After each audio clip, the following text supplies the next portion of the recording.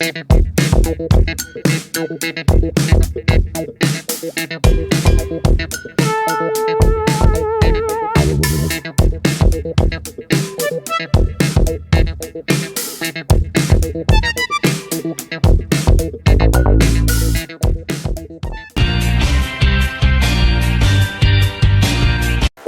பார்வையாளர்களுக்கு வணக்கம். வணிகமணி சார்பில் ஒவ்வொரு துறை சார்ந்த வல்லுநர்களை சந்தித்து பேட்டி கண்டு வருகிறோம். அந்த வகையில் பேக்கரி துறையில் 139 ஆண்டுகால அனுபவம் உள்ள இந்த சுமித் கேப் பேக்கரி நிறுவனத்தின் இயக்குனர் திரு ராஜேஷ் அவர்களை சந்திக்க உள்ளோம். வாருங்கள், அவருடைய பல்வேறு கேள்விகளை கேட்போம்.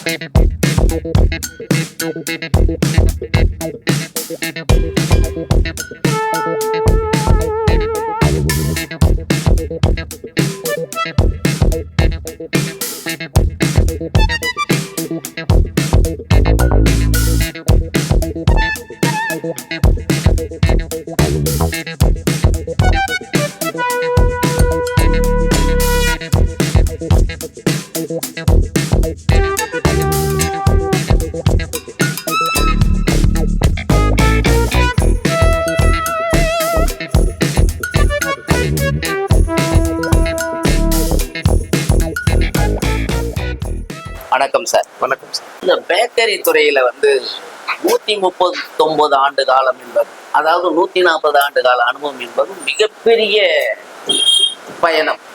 இந்த பயணத்தை யாரு தொடங்கினாங்க? அந்த பேக்கரியை ஆரம்பிக்கணும்னு இத்தனை வருஷத்துக்கு முன்னே எப்படி அவருக்கு ஐடியா வந்தது? அந்த துவக்கத்தை பத்தி கொஞ்சம் சொல்லுங்க. இந்த பேக்கரியை ஸ்டார்ட் பண்ணது என்னோட கொள்ளு தாத்தா பொன்னுசாமி. அவர் கொள்ளு தாத்தா பொன்னுசாமி. ஆமா, சதுரங்கப்பட்டினம் மகாபலிபுரம் பக்கத்துல அந்த ஊர்ல இருந்து இங்க சென்னைக்கு இங்க ஸ்மித்ஃபீல்ட் பேக்கரின்ட்டு ஸ்டார்ட் பண்ணாங்க. ஸோ அப்போ பேக்கரி தொழில் பொறுத்த வரைக்கும் பார்த்தீங்கன்னா சாதாரண மக்களால் வாங்க, வெள்ளைக்காரங்களால மட்டும்தான் வாங்க முடியுன்ற சுச்சுவேஷன். ஸோ அதை ஒரு செக்மெண்டா எடுத்து அப்போ ஆரம்பிச்சு அவர் நடத்த ஆரம்பிச்சாரு. ஸோ 1885 தொடங்கினாரு.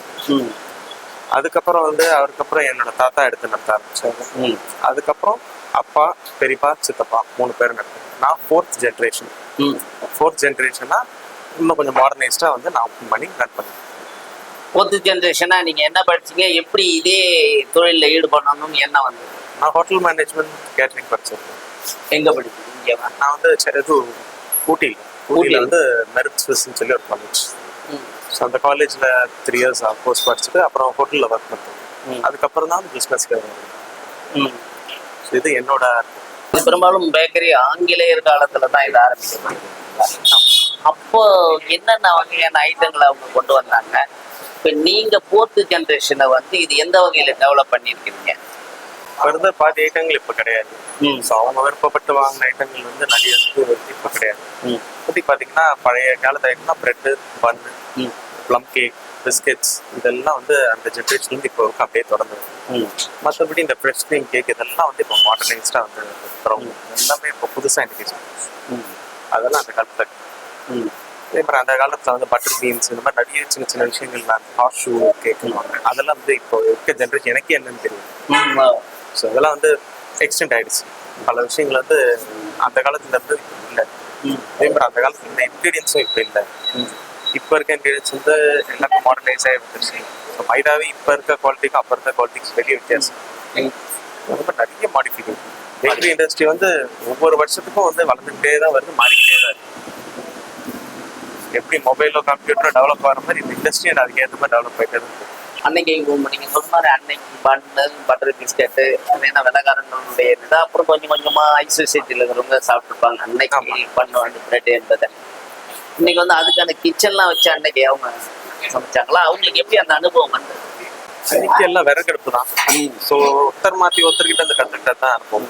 ஸோ யாரும் அப்போ கிளாஸ் எதுவும் எதுவும் கிடையாது. அனுபவத்தில் கற்றுக்கிட்டது தான் எல்லாமே.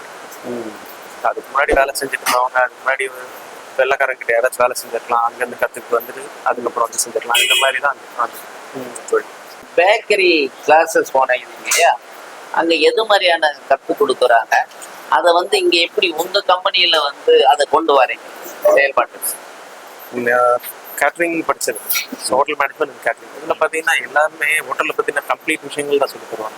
பர்டிகுலர் பேக்கரியும் கிடையாது. பேக்கரி ஒரு பேசிக்கா வந்து படிப்புன்னு பொறுத்தவரைக்கும் தியரி, ஏன் இது நடக்குது, ஏன் இப்படி பப்ஸ் வருது, ஏன் ரைஸ் ஆகுது, ஏன் பிரெட் ரைஸ் ஆகுது, ஈஸ்ட் அதுக்கு என்ன வேலை செய்யுது, இதெல்லாம் தான் வந்து தியரிட்டிக்கலாக சொல்லி தருவாங்க. அது போக ப்ராக்டிக்கல் கிளாஸஸ் வரும். அதுக்கு மேலே நம்ம அனுபவம் தான் முக்கியமான விஷயம். எங்க இருந்தாலும் என்ன படிப்பு வந்தாலும் அனுபவம் தான் பேசணும். இப்போ உங்க சுமித்துல வந்து ஒருத்தவங்க வாங்குறாங்க, என்ன உங்க சுமித்துல தேடி வந்து வாங்கினா உங்களுக்கு என்ன ஸ்பெஷாலிட்டி? இந்த பிரெட்டு, பஃப், பிஸ்கெட்ஸ் எல்லாத்துக்காகவுமே தேடி வருவாங்க. ஸோ இது எல்லாமே வந்து அந்த காலத்துல வந்து பிரெட்லாம் வந்து பழைய காலத்து ஸ்டைல்லே தான் பிரெட் எல்லாமே பண்ணிருக்கோம். ஸோ அதனாலேயே வந்து மற்ற இடத்துக்கும் நமக்கு வித்தியாசம் இருக்கும். ஸோ அது பிரெட்டுக்காகி நிறைய பேர் தேடி வருவாங்க. ஸ்மித்னா இப்போ நம்ம கேக்கோ அல்லது ஸ்பிரிட்டோ ஏதாவது ஒன்று ரெண்டு ஒரு இடத்துல வந்து ஒரு ஹைலைட், அது மாதிரி உங்களுக்கு வந்து ஸ்மித் வரணும் யாராவது ஒருத்தனாங்கன்னா அதுக்கு ஒரு குவாலிட்டியா இருக்கும், டேஸ்டா. சாக்லேட் பண்ணன்னு சொல்லி பண்ணுக்குள்ள சாக்லேட் ஃபில் பண்ணிருக்கேன். சாக்லேட் நிறைய ரொம்ப தூரத்துல இருந்து தேடி வர்றவங்க. அதுதான் கேட்குறேன். அது மாதிரி எதில் வந்து ஸ்பெஷலிஸ்ட்? அந்த மாதிரி பன்ஸ்லேயே நமக்கு நிறைய வெரைட்டிஸ் இருக்கு. சிக்கன் கீமா பன், சிக்கன் பன், பால்கோவா பன், சாக்லேட் பன், அதுக்கடுத்து வந்து பன்னீர் பன். பன்ஸ்லேயே வந்து நிறைய வெரைட்டிஸ் இருக்கு. ஸோ எங்கெங்க பிரான்ச்சஸ் வச்சு எவ்வளோ அவுட்லெட் இருக்கு? அது இதில் மொத்தம் 4 அவுட்லெட். பேரண்ட் அவுட்லெட் ஸ்மித்ஃபீல்ட் பேக்கரி வேப்பேரியில் இருக்கு. அது போக இங்கே கொளத்தூர் பாலாஜி நகர், ஸ்ரீனிவாச நகர் அண்ட் அம்சிக்கரையில். இதுக்கான கிச்சன்ஸ்லாம் வந்து அங்கங்கே வச்சிருக்கீங்களா இல்லை சென்ட்ரலைஸ் கிச்சன்ல இருக்கு? இங்கே சென்ட்ரலைஸ் கிச்சன் தான். இப்போ பாலாஜி கொளத்தூர் நகரில் தான் வந்து சென்ட்ரலைஸ் கிச்சன். 140 வருஷம் ஜேர்னியில் நீங்கள் ப்ரொமோஷன் ஆக்டிவிட்டிக்காக என்ன மாடிஃபிகேஷன் பண்ணி? ப்ரொமோஷன் சொல்லி நாங்கள் பெருசாக பண்ணது கிடையாது. எல்லாருக்கும் பெருசாக ஆடோ எதுவுமே எனக்கு கொடுத்து ப்ராடக்ட்ஸ் வந்து word of mouth is biggest promotion. ஒருத்தர் மாற்றி ஒருத்தர் சொல்லி வரதான் கஸ்டமர்ஸ். ஸோ அதான் ரிப்பீட்டட் கஸ்டமர். எந்தெந்த ஏரியாவில் வந்து நீங்கள் வந்து ஒரு பிராண்டடை வந்து டெவலப்டாக இருந்தது? ஸோ வேப்பேரி பட்சம் அங்கே வந்து எங்களுக்கு பேரண்ட் பிரான்ச்.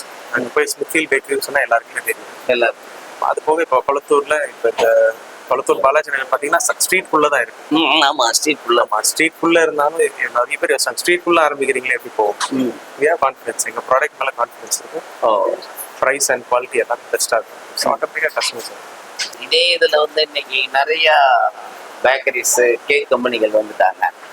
அதில் வந்து சுமித்தில் என்ன ஸ்பெஷலிஸ்ட்டு? அதாவது டேஸ்ட்டு, கஸ்டமர் சர்வீஸ், ஏன்னா நீங்கள் சொல்கிற மாதிரி சந்து உள்ளதான் இருக்குது, இருந்தாலும் இங்கே தேடி வந்து வாங்குறாங்கன்றாங்களே, அது ஏன் அவங்க வர்றதுக்கான என்ன செயல்பாட்டு முறை வச்சு? Taste and quality.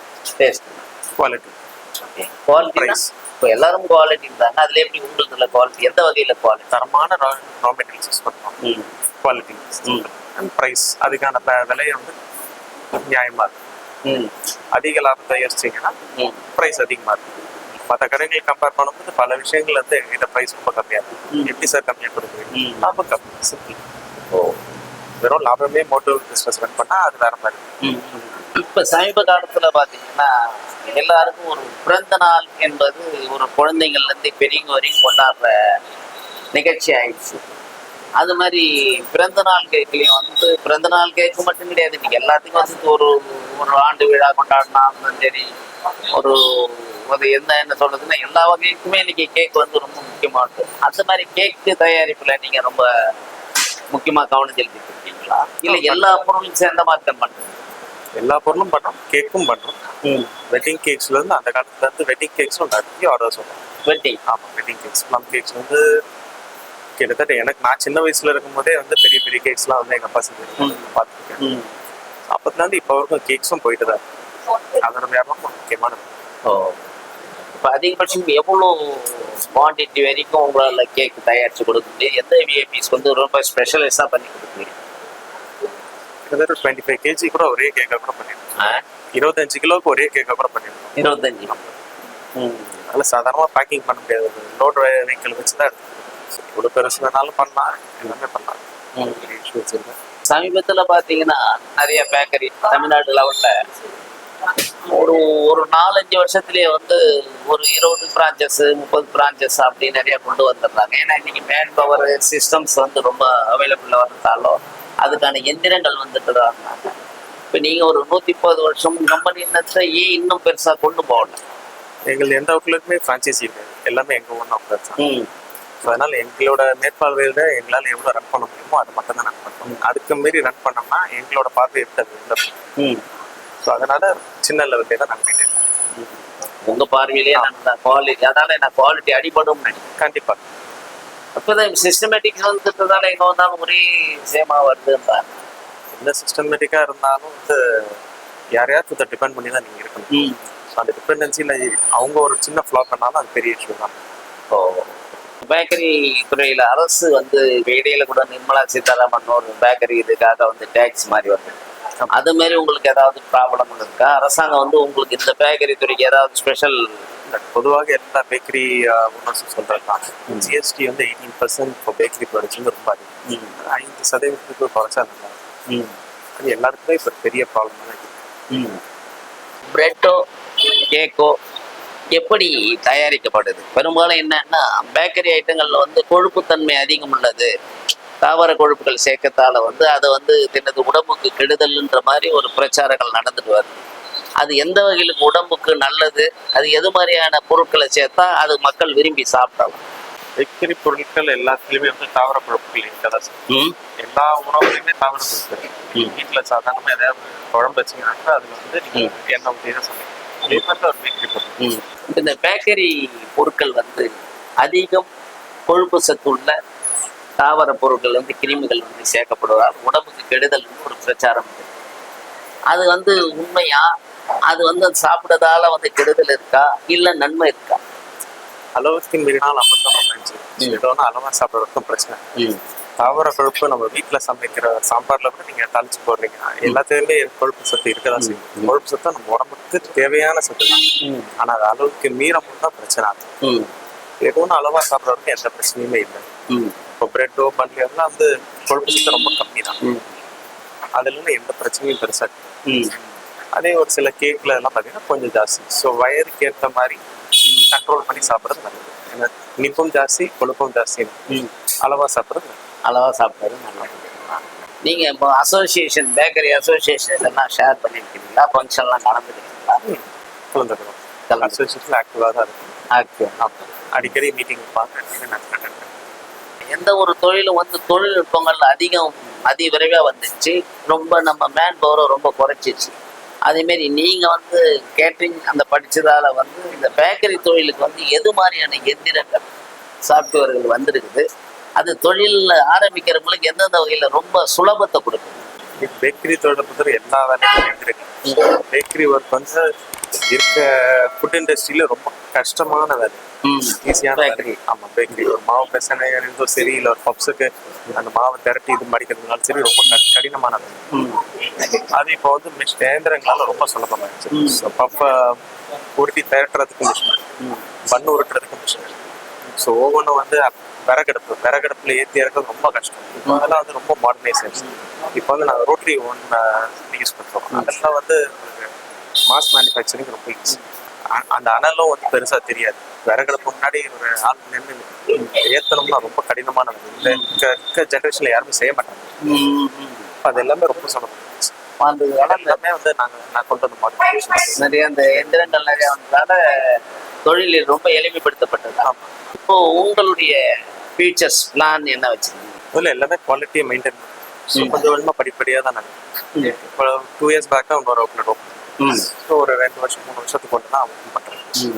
ரொம்ப ஃபாஸ்ட்டாக டெவலப் ஆகணும், பொறுமையாக டெவலப் பண்ணாலும் குவாலிட்டியாக போகணும். எந்த ஒரு தொழில் நிறுவனமும் வெற்றிகரமாக நடக்கணும்னா மேன் பவர் முக்கியம், ரெண்டாவது குடும்பம் சார்ந்த ஆதரவு முக்கியம். அதில் உங்களுக்கு உறுதுணையாக இருக்கிறவங்க வந்து தொழிலாளர்கள், அதுக்கான ஆட்கள் கிடைக்கிறாங்களா? அதுக்கான பயிற்சி எப்படி அவங்களுக்கு கிடைக்குது? முக்கியமாக பங்கு பெறவங்க யாரு? உங்கள் ஃபேமிலியில் யார் யார் உங்களுக்கு சப்போர்ட்டபுளாக இருக்கிறாங்க? அதை பற்றி சொல்லுங்கள். ஸோ என் ஃபேமிலியில் எல்லாருமே எனக்கு சப்போர்ட் பண்ணுவாங்க. ஸோ அம்மா, என்னோட ஒய்ஃப், என் அண்ணன், மாமனார், அவரும் வந்து பர்ச்சேஸ் விஷயம் நிறைய விஷயங்கள் பண்ணுவாங்க. ஸோ ஃபேமிலியில் எல்லாருமே சப்போர்ட் பண்ணுவாங்க business. So business is a family. So எம்ப்ளாயீஸும் ஃபேமிலி தான். ஸோ அவங்களும் இல்லாமல் எந்த பிஸ்னஸுமே நடக்காது. ஸோ அவங்கள மோஸ்ட்லி ட்ரெயின் பண்ணுறது நாங்கள் தான். ஸோ ட்ரெயின் பண்ணி ஒருத்தர் நாங்கள் ட்ரெயின் பண்ணால் அவர் இன்னொருத்தரை ட்ரெயின் பண்ணுவோம். இப்படி தான் வந்து கண்டினியூஷன் ஒரு செயின் மாதிரி போயிட்டு இருக்கு. ஸோ இப்போ இங்கே ஒவ்வொரு அவுட்லெட்ஸ்க்கும் ஒருத்தர் இன்சார்ஜாக வந்து பார்த்துட்டு இருக்காங்க. ஸோ எல்லாருமே நல்லா பார்த்துட்டு இருக்காங்க. ஸோ அவங்க இல்லாமல் நாங்கள் கிடையாது, நாங்கள் இல்லாமல் பார்த்துருக்கேன். ஒரு நிறுவனம் தொடர்ந்து வருதுடான்னா இந்த கஸ்டமர் சாட்டிஸ்ஃபேக்ஷன் அவங்களுக்கு ஒரு மகிழ்ச்சி. ஒரு கேக் வாங்குறாங்க, ஒரு பப்ஸ் வாங்குறாங்க. நான் என்னதை விட இது ரொம்ப நல்லா இருந்ததுங்கன்ற மாதிரி, அது மாதிரி ஏதாவது பாராட்டினவங்க யாராவது விஐபிஸ் மற்ற இது இருக்கா? அது மாதிரி இந்த அனுபவம் சொல்லுங்க. விஐபிஸ் எங்களுக்கு எல்லாருமே விஐபிஸ் தான். எல்லாரும் விஐபிஸ் தான். Customers VIP. நிறைய பாராட்டுகள் இருக்கு. சில பேர் வந்து சரியில்லை மாத்திக்கோங்க, அதுக்கேற்ற மாதிரி நாங்கள் வந்து மாத்திக்கிட்டு தான் இருக்கோம். நான் கஸ்டமர் ப்ரிஃபரன்ஸ் ஆள்கிட்டேன். நம்ம டேஸ்ட் பிடிக்கும், கஸ்டமர்ஸ் அது புக் பண்ணுறாங்க, அதுக்கேற்ற மாதிரி அவங்க டேஸ்ட்டுக்கு ஏற்ற மாதிரி நம்ம மாற்றவும் செய்யணும். இந்த புதுசு புதுசாக சிலர் என்ன பண்ணுவாங்க, சாப்பிட்டு வந்து ஒரு மாடலை கொண்டு வந்துட்டு இது மாதிரி கூட செய்து கொடுங்கன்னுவாங்களா? அது மாதிரிலாம் செய்து கொடுங்க. கஸ்டமர் ப்ரிஃபரன்ஸ்க்கு ஏற்ற மாதிரி செய்வோம். அவங்க ஃபோட்டோஸ் எடுத்துகிட்டு வருவாங்க, இந்த மாடல் செஞ்சு தருவோம், அந்த மாதிரி செஞ்சு தருவோம், இல்லை இந்த ஃப்ளேவரில் எடுத்துருவோம், இந்த மாதிரி அதுக்கேற்ற மாதிரி பண்ணி கஸ்டமருடைய விருப்பத்துக்கு தகுந்த மாதிரி பண்ணிக்கலாம். கிறிஸ்மஸ் நியூ இயர் தான் அவங்களுக்கு கேக்கு பேக்கரிக்காரங்களுக்கு மிகப்பெரிய கொண்டாட்டமான திருவிழா மாதிரி. இதில் என்ன ஸ்பெஷலிஸ்டாக கொண்டு வந்துருக்கீங்களா? அந்த விழா காலங்கள் எல்லாம் உங்களுடைய சிறப்பான ப்ராடக்ட் என்னென்ன? கிறிஸ்மஸ் பொறுத்தவரைக்கும் ப்ளம் கேக் தான் மெயினான விஷயம். எல்லாரும் விரும்பி வாங்குறது அந்த Christmas time plum cake. So அதுலேயே வந்து நம்ம கிட்ட 3 வெரைட்டிஸ் இருக்கு. எக்கனாமிக் ரெகுலர் ப்ளம் கேக் இருக்கு, மிக்ஸ் ப்ளம் இருக்கு, ராயல் ப்ளம் இருக்கு. ஸோ ப்ரைஸுக்கு ஏற்ற மாதிரி அதோட குவாலிட்டி டிஃபர் ஆகும், டேஸ்ட் ரொம்ப நம்ம 3 ரேஞ்சில் பண்ணிடுவோம். நியூ இயருக்கு எல்லா வகையான பர்த்டே கேக்ஸ் எல்லாமே வந்து எல்லா டைப் ஆஃப் கேக்ஸும் போகும். ப்ளம் கேக்கும் போகும், க்ரீம் கேக்ஸும் போகும். நியூ இயர்க்கு எல்லாமே செலிப்ரேஷன். ஸோ அதே மாதிரி ஏரியாவில் அசோசியேஷன்ஸ்லாம் அளவுக்கு வந்து பெரிய பெரிய கேக்ஸும் ஆர்டர் கொடுக்குறாங்க. ஒரு நீண்ட காலம், ஒரு 140 வருஷம் பாரம்பரிய நிறுவனத்துல இது தொடர்ந்து நடத்துறதே பெரிய சவால்கள் தான். இந்த சவால்களை மீறி எப்படி தன்னை வளர்த்துட்டு வந்துட்டு? எல்லா துறைகளிலும் சவால்கள் உண்டு. எல்லா துறைகளிலும் சவால்கள் உண்டு. காலத்துக்கு ஏற்ற மாதிரி நம்மளும் மாற்றிக்கிட்டே இருந்தோம்னா அது எல்லாத்தையும் தாண்டி போயிட்டு காலத்துக்கு தகுந்த மாற்றம் கண்டிப்பாக. இப்போ உணவுப் பொருள் எல்லாமே வந்து ஆன்லைன்ல வந்துச்சு சார். வீட்டில் உட்காந்து ஒரு காப்பியை கூட ஆர்டர் பண்ணி குடிக்கிற மாதிரி வந்துட்டாங்க. ஒரு கேக்குன்னா கூட ஆன்லைன்ல புக் பண்ணி சாப்பிட்ற மாதிரி வந்துட்டாங்க. அது மாதிரி ஆன்லைன் மார்க்கெட்டிங் எப்படி பண்றீங்க? ஆன்லைன் மார்க்கெட்டிங் நாங்கள் பண்ணுறது இல்லை. ஏன் பண்ணதில்லை? என்ன காரணம்? ஸ்விக்கி, ஜொமேட்டோ இது போனீங்கன்னா கிட்டத்தட்ட 30% இருக்கும் அவங்க கமிஷன் மட்டும் கேட்குறாங்க. 30%. இப்போ நீங்கள் ஒரு 100 ரூபாய்க்கு நான் இங்கே ஸ்டோரில் விற்கிறேன்னா இந்த 30% கமிஷன் எல்லாம் கணக்கு பார்த்தா 150 ரூபாய்க்கு நான். ஸோ ஸ்டோருக்கு வந்து வாங்குற கஸ்டமருக்கு 100 ரூபாய் இருக்கும். அதே ஆன்லைனில் வாங்குறது 150 ரூபாய். எல்லாருக்குமே போதும். எந்த ஒரு ஹோட்டலில் பார்த்தீங்கன்னா நேரில் போய் வாங்கினீங்கன்னா கம்மியாக இருக்கும், ஸ்விக்கியில் வாங்கினா ஜாஸ்தி இருக்கும். இதுக்கு காரணம் இதுதான். இது எதுக்கு தேவையில்லாமல் ஒரு கஸ்டமர் இப்போ உண்டாகும். அதனால நாங்கள் ஆன்லைன் பண்ணுறதில்ல. ஒருவேளை கஸ்டமருக்கு வேணும் அப்படின்னா ஃபோன் பண்ணி எங்களை ஆர்டர் பண்ணிட்டு பேமெண்ட் அனுப்பிச்சிடுவாங்க. நிறைய இப்போ ஸ்விக்கி ஜொமேட்டோல ஸ்டோர் பிக்கப் இருக்கு. இப்போ போர்ட்டர்ல வந்து பைக்ல பிக்கப் பண்ணி தராங்க. அவங்க புக் பண்ணாங்கன்னா நாங்கள் என்ன பொருளும் அவங்க கொடுத்து அனுப்பிச்சிடுவோம். ஸோ 1000 ரூபாய் பொருள் கூட அவங்க 100 ரூபாய் சார்ஜஸ் கொடுத்துட்டு எடுத்துப்பாங்க. அதே வந்து 1000 ரூபாய் பொருளுக்கு ஸ்விக்கி ஜொமேட்டோ வந்து நீங்கள் 1500 ரூபாய் கொடுத்துருங்க. ஆமா, 300 நீங்க சொன்னமா 30னா 1300 ரூபாய். ஆமாம், ஒரு கஸ்டமருக்கு எதுக்கு 400 ரூபாய் எடுப்போம். அதனால கஸ்டமர்ஸ்க்கு நாங்கள் இதுதான் சஜஸ்ட் பண்ணுவோம். இப்போ நீங்களே நேரடியான டெலிவரி பண்ணுறீங்களா இல்லை போர்ட்டல் மூலியமா? போர்ட்டல் மூலமா. அது கம்மியானதா? இந்த சார்ஜ் மட்டும்தான் ஆகும். அவங்களோட சார்ஜஸ் அவங்களே பே பண்ணுவாங்க. கஸ்டமரே புக் பண்ணிடுவாங்க. ஸோ அவங்களே அதை பே பண்ணுவாங்க. எங்கள் பொருள் மட்டும் தான் எடுப்பாங்க. இப்போ நீங்கள் சொல்கிற மாதிரி ஸ்விக்கி மாதிரி பெரிய நிறுவனங்கள் பண்ணும்போதுன்னா அந்த பர்சன்டேஜின் போது ஆட்டோமேட்டிக்காக அந்த நிறுவனங்கள் கொடுக்குறவங்க வந்து குவாலிட்டியை குறைச்சா தான் பண்ண முடியும். அந்த ரேட் நிறைய ஹோட்டலில் பார்த்தீங்கன்னா ரேட் இது பண்ணுறதால குவான்டிட்டியை குறைச்சிருக்காங்க. இதுவரை பேக்கரி தொடர்பான பல்வேறு கேள்விகளுக்கு விளக்கமாக பதிலளித்த உங்களுக்கு மிக்க நன்றி சார். நன்றி சார்.